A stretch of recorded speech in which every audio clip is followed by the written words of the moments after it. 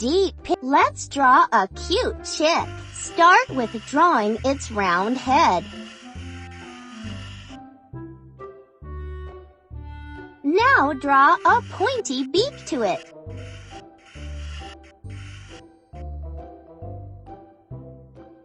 Good job! Now it is time for the chick's body.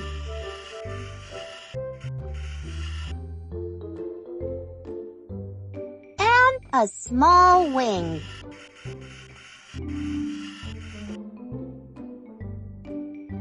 Fabulous! Draw the thin legs so it could hop.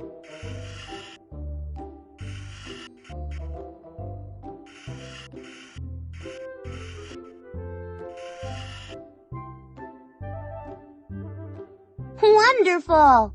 What a lovely chick!